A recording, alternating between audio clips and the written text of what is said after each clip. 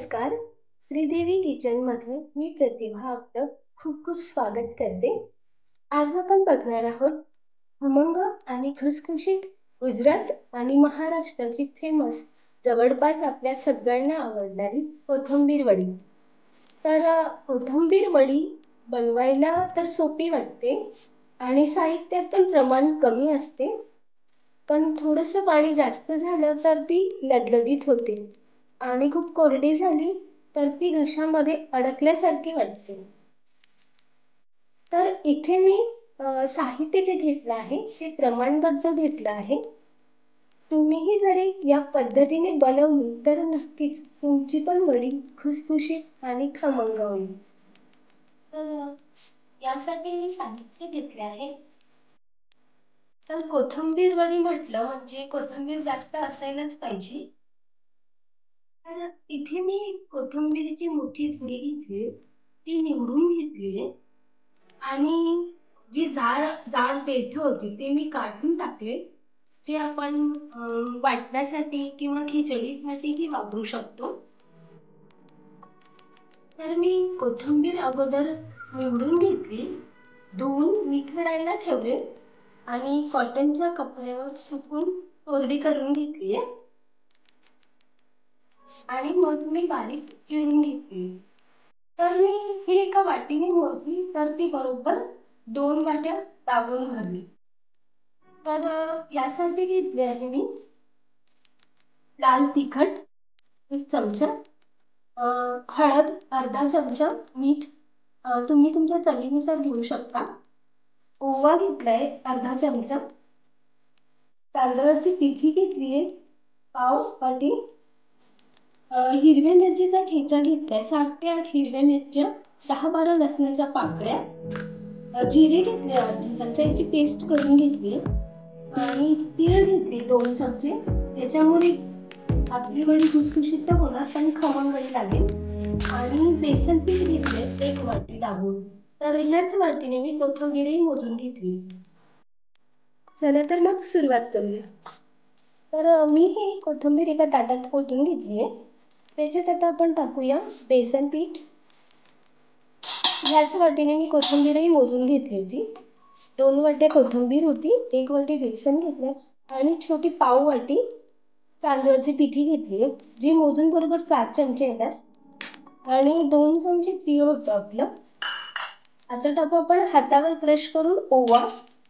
तुम्ही हवं तर आपले जिरे, लसूण आणि मिरचीच्या ठेच्यात पण ही कुटून टाकू शकता पेस्ट करायला. मी हातावर क्रश करून टाकले. आता टाकूया ठेचा आणि मग हळद, तिखट आणि मीठ.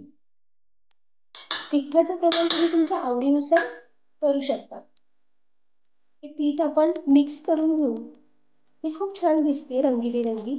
आपण हे सगळं मळून घेऊ. हे अगोदर कोरडंच सगळं मिक्स करूया. म्हणजे सगळ्या कोथिंबीरीला हे पीठ चोळून घेऊया.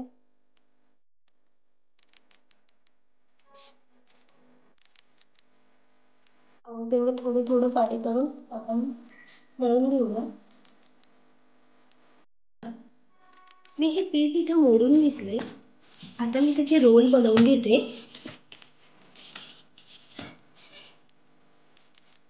मी हे असे 3 गोळे करून घेतले. ते गोळ्या करून घेतल्यानंतर मी असे रोल बनवणार आहे. रोल जरा जाडही नको आणि बारीकही नको. त्या पद्धतीने मी असा रोल बनवून घेतलाय. ओके, आपण आता ही चाळणीवर ठेवू. मी एका चाळणीला तेल लावून घेतलंय.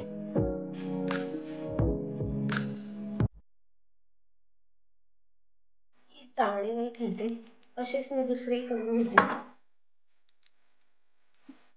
रोलवरून थोडंसं अंतर ठेवायचं, म्हणजे काय ते शिजल्यानंतर थोडीशी फुगून येतात, म्हणून असं अंतर ठेवायचं.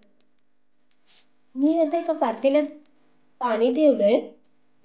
त्याच्यात 4 ते 5 ग्लास पाणी टाकले आणि मग मी ही चाळण ठेवणार आहे. ठेवली आणि वरून झाकण ठेवते.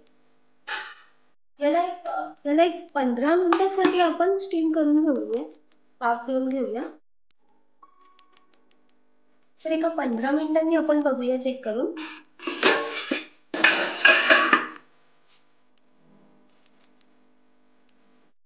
सुरी आपली जशीच्या तशी निघते, म्हणजे आपले झाले रोल. आता मी एका ताटात काढून घेते. गॅस मी बंद केलाय. मी ह्या वड्या काढून घेतल्यात. थंड करून आपण याला कापून घेऊया.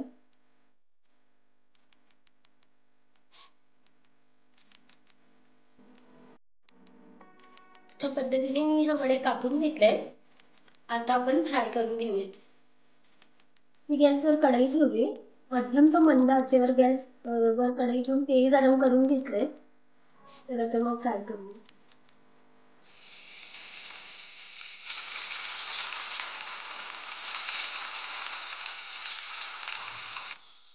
मध्यम ते मंद आचेवरच फ्राय केल्या पाहिजे, नाहीतर मग ते चुरा होतात.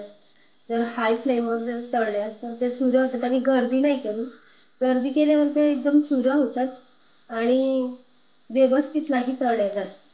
बाहेरून लाल होतात पण आतमध्ये त्या एकदम असं लगलगीत असतात.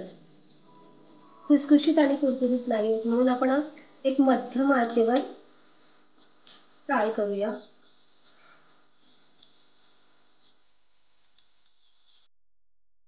आपण हे काढून घेतले. तर तयार आहे आपली कोथिंबीर वडी. तर आपल्या कोथिंबीर वडीला रंग पण खूप सुंदर आलाय, तीळही खूप उठून दिसतीये. तर तुम्ही जर या पद्धतीने बनवली तर नक्कीच तुमची ही कोथिंबीर वडी खुसखुशीत आणि कुरकुरीत होणार. आवडली तर लाईक करा, शेअर करा, सबस्क्राईब करायला विसरू नका. अशाच एका नवीन रेसिपीसोबत पुन्हा भेटूया. धन्यवाद.